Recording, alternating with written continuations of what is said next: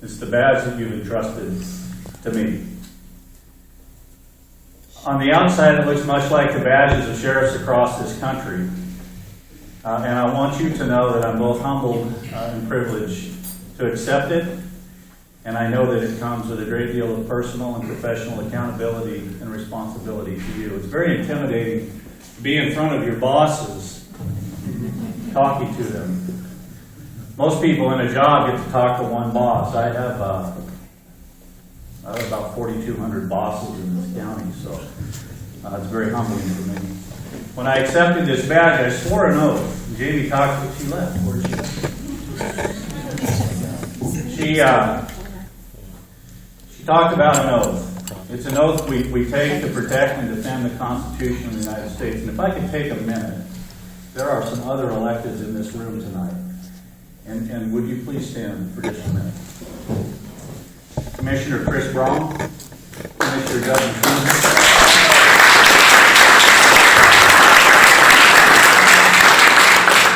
Stevenson City Council Robert Mune, our County Prosecutor Adam Kick,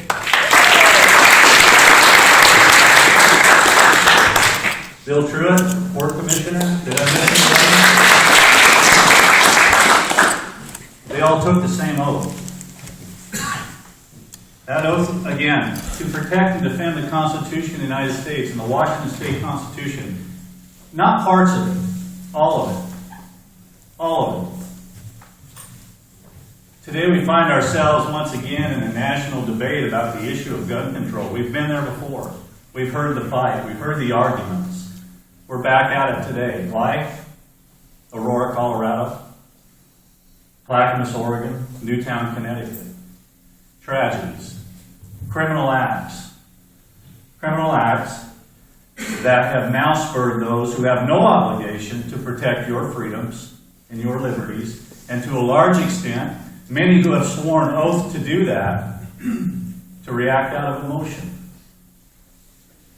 A flurry of executive orders, followed by proposed legislation at the federal and state levels, have reignited this debate about your right to keep and bear arms. If I could read to you for just a moment an excerpt out of a resolution passed this last March at the Western State Sheriff's Annual Conference. It says, quote, "The recent horrific tragedies have created a visceral awareness of our personal vulnerability, the likes of which our country has not experienced since 9/11. The horror was magnified by the targeting of innocent children in a setting that was thought to be a safe haven and not the stage for evil opportunists to perpetrate unspeakable acts of violence. This startling awareness of vulnerability has created an unprecedented call for action. Now is the time to discuss violence in its totality, not simply as an issue of gun violence.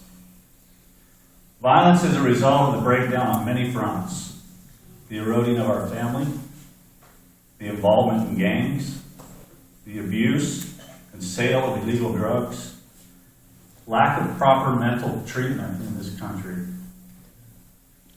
and virtual participation in violent interactive media. These discussions must start in our own communities and include stakeholders from all disciplines who are dedicated and willing to address the myriad of complex issues related to the safety of our communities and our country.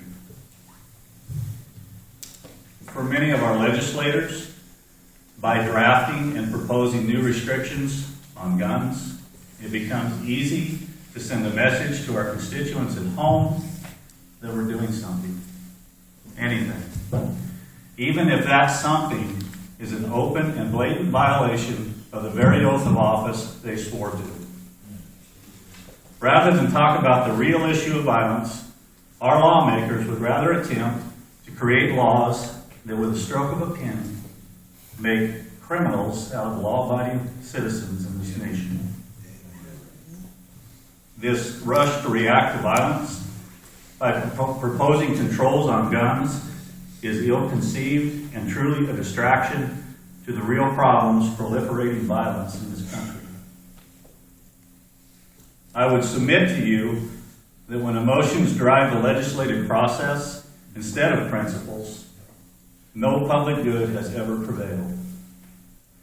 And shame on those who would continue to use the powerful emotion of the victims of crime to forward their calculated agenda of increasing government control. Why sheriffs? Many believe that sheriffs are the last line of defense from those who choose to restrict the individual liberties we all enjoy. Many Americans now know that there are over 400 sheriffs who recognize the dangers in reacting with emotion. A large number of sheriffs have anticipated that an assault on your individual liberties and rights was soon to sweep across this nation.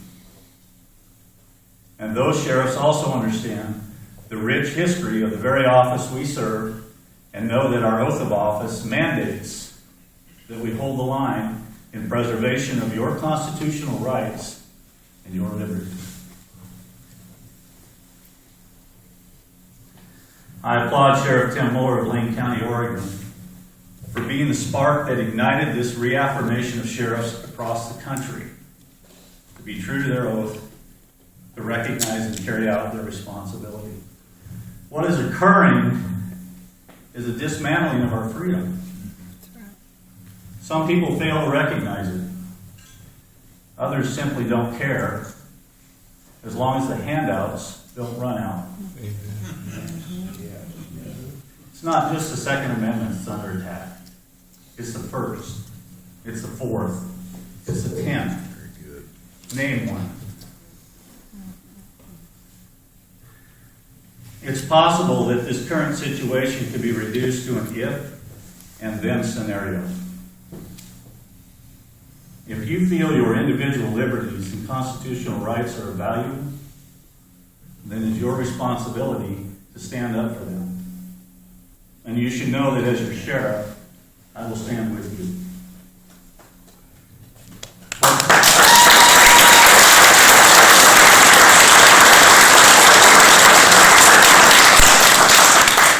So what can you do?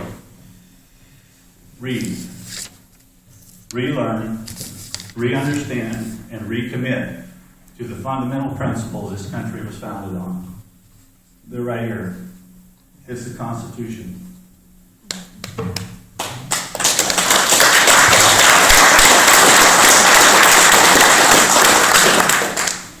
Then be willing to impart that knowledge to your family, your friends, your neighbors, and your community. Be open to participating in community forums, small neighborhood gatherings that provide a greater opportunity to expand your knowledge and help others expand theirs. It's been said that we will never fully recognize the value of the Second Amendment until they try to take it away.